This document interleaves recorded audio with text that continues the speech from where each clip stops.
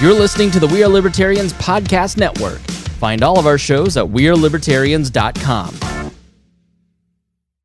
This episode is brought to you by MeUndies. Underwear drawers are like the Wild West. You never know what you're going to pull out or what shape it's in. So upgrade your collection with the buttery soft comfort of MeUndies. MeUndies' signature fabric is as soft as a warm hug from your favorite sweater. Plus, it's breathable and oh so comfy, making it ideal for all-day wear. Get 20% off your first order, plus free shipping at MeUndies.com/Spotify with code SPOTIFY. That's MeUndies.com/Spotify, code SPOTIFY. 93 WIBC, Rob Kendall, The Rob Kendall Show. Thanks for joining us. Don't forget, you can always follow me on Twitter at RobMKendall. It's Father's Day, so in honor of that, I wanted to bring in, one of my favorite dads. His name is Robert Vane. He's with Veteran Strategies. He has a very fabulous podcast, Leaders and Legends, which we'll get to in just a moment. And, well, this guy thankfully has no kids, which makes our world a much better place. Our good friend, but he is willing to learn. Our good friend Chris Spangle of the We Are Libertarians radio network. All right, so we are coming in on the first debate for the Democrats. I mean, it is literally right around the corner, and I want to get some perspective on this. Robert, I'll start with you because, you know, you've worked for Greg Ballard, you've talked to many politicians, you've counseled them before these big sort of moments.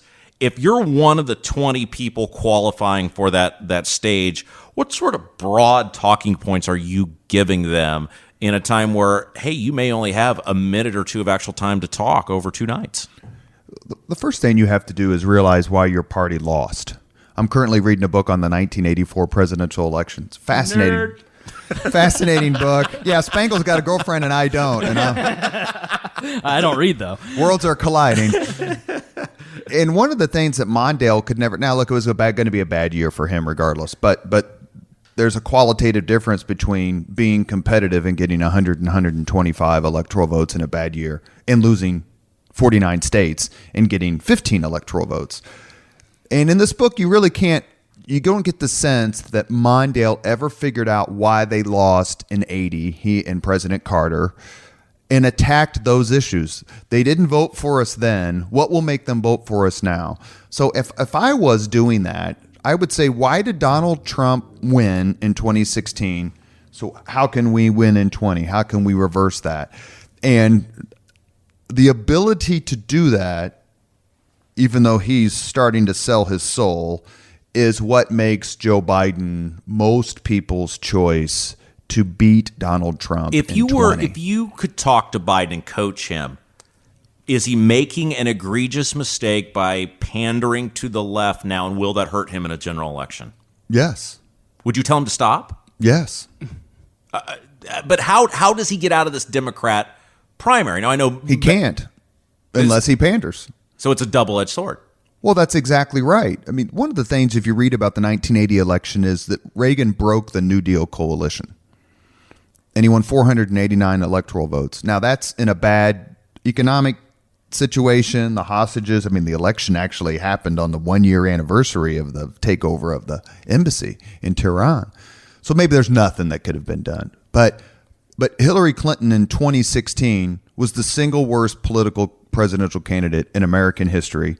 She fumbled away an election that she should have won handily. It's a bigger jack than what Gore did in 2000, and he should have won easily.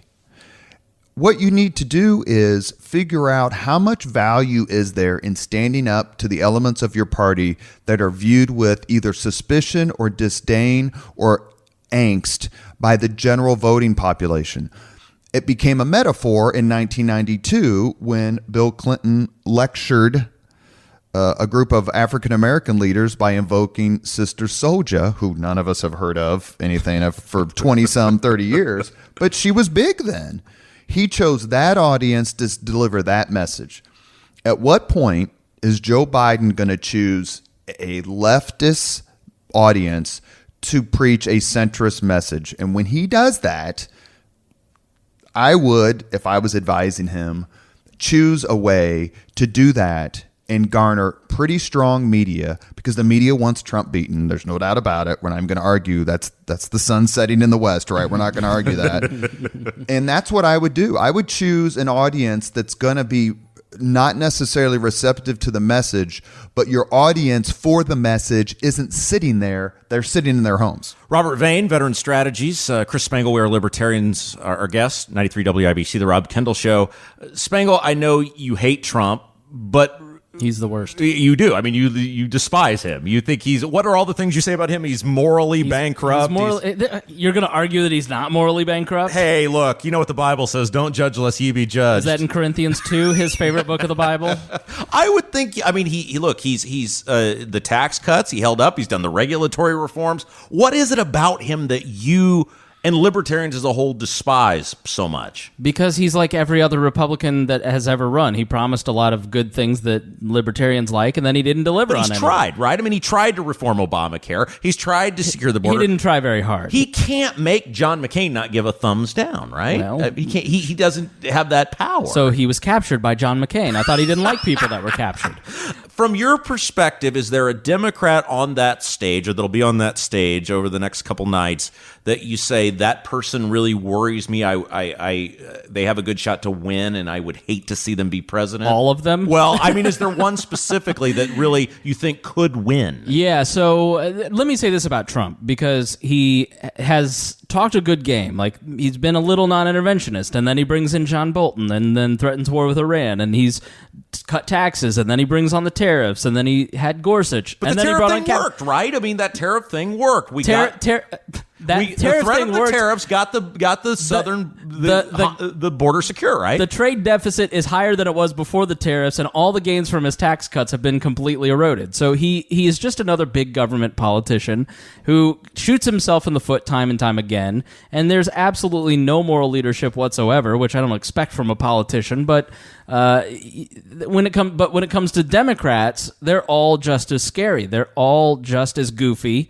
Kamala Harris flip-flops. She says one thing in a CNN debate and then says another. And then if you look at her track record as a prosecutor, she's got a horrible record on criminal justice reform, but then lies about how she actually cares about criminal justice reform. Said she smoked pot and listened to Tupac Shakur, and then Tupac hadn't released his first album in like 6 years.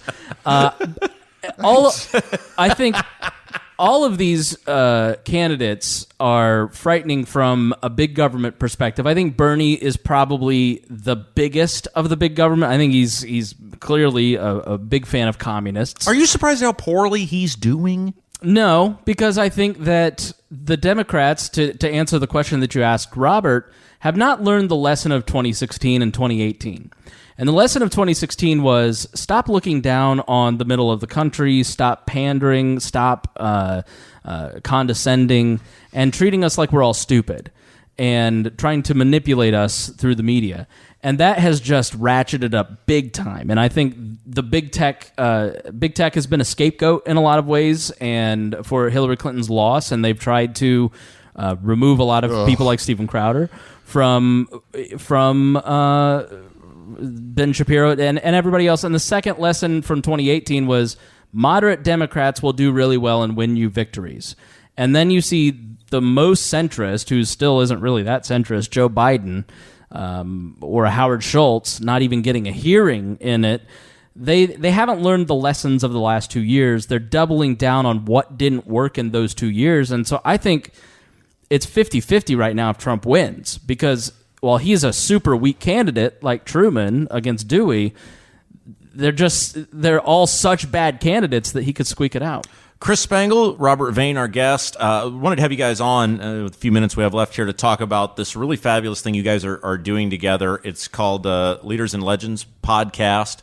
Tell us about it. It's awesome. You have tremendous guests on. This thing is incredible. The biggest guests. Huge. Well, a lot of the credit, quite frankly, belongs to my friend Rachel Coverdale, who's a PR pro, whose husband, Tom Coverdale, former IU point guard, came on the podcast. It was her idea to do a podcast as a way of promoting my veteran business and public relations company, Veteran Strategies, if I may be shameless. No, go for it. And no one is more shameless than Rob. If he has a problem with your shamelessness, my God. Well, my shamelessness usually doesn't include money. So she wanted me to do a podcast as a way of promoting my business. I resisted the idea, quite frankly, because I didn't think I had anything to say in the PR world. That's not where I'm trained. As I jokingly say, I've got my PR training in the 14th century because my graduate degree is in medieval English history. And so, but when I said if I ever did a podcast, what I'd want to do is interview people who've been involved and are involved in the transformation and promotion of Indianapolis. Indianapolis's fate was not sealed. It was not preordained. It's been the remarkable success of this city has been the collaborative effort of Republicans, Democrats, private sector, public sector, philanthropists. The list goes on and on. And we've had a lot of those people on Leaders and Legends. And quite frankly, we wouldn't have Leaders and Legends if it wasn't for Chris Spangle, who's been a terrific friend in all this. And I know your political mentor, Rob. Oh, yes. Yes. And we are having a blast. And we love the response that we've gotten. We did a remembrance show about Richard Lugar, followed it up with a remembrance show about Birch Bayh. I'd love to do one about Andy Jacobs. We've had Republicans on, Democrats. We had Shelley Fitzgerald on from Roncalli. The list. We want to talk to people and have fun conversation. And hopefully it evokes some memories and like, oh, yeah, I forgot about that. What we don't want is a bunch of yelling and screaming and basically become the Chuck E. Cheese of podcasts here in Indianapolis. I feel attacked. Well, I mean, look, I mentioned this because for some unknown reason, we just recorded one that I'm going to be on. We don't know exactly when it's going to be posted yet, but where can people find the Leaders and Legends podcast? Yes, go to leadersandlegends.fireside.fm or veteranstrategies.com. You can find a link there. Or friend me on Facebook. Or like my company page, Veteran Strategies. My name's Robert Vane. Look me up on Facebook and send me a request. They're posted every Monday. And we have some strong ones coming up just very quickly. Mickey Maurer, Jim Morris, Tamika Catchings, Pippa Mann. We've also talked to Jack Reinhardt. We've talked to the leader of the Civil War Institute at Gettysburg College, who's actually a graduate of Pike High School. Chris, who are some of the others? Terry Curry, Dan Elsner was really impressive from Marion University. It's and how a great show. Yeah. If you want to know about the city, the history of the city, and again, it's you talk to people that were on the ground floor of really important things. It's really Leaders and Legends. It's absolutely great. And as a little tease, we do get into a little bit about some of my beef with Governor Eric Holcomb. So it's very interesting, and we'll keep people posted on that. As a libertarian who used to be the head of the Indiana Libertarian Party, I am sitting in a room across from people that created the strategies and policies that I argued against for so long, and I find it super fascinating to hear their development, how they got to where they're at, their character. I mean, what you learn over the course of this is that the city is really being managed by a lot of decent people. And it's something that I've always tried to keep in mind is that I used to work for Abdul. And I was an intern, and I was really going after some liberal politician locally, and he cut the mics. This is like in 2005, and he goes, "You realize we have to work with these people. You can say mean stuff, but you have to eventually see them face to face." And it's been an amazing education to kind of see the human side of a lot of the people who have been policymakers and hear why they do what they do. And I think every citizen of Indianapolis, of the donut counties of Indiana, really should listen to this show because you get a totally different perspective than you might read in the newspaper or hear on this radio station. Chris Spangle, the We Are Libertarians Radio Network, Robert Vane of the Leaders and Legends podcast. Thank you, guys. Thank you very much, and thank you for coming on Leaders and Legends. 93 WIBC, Rob Kendall Show.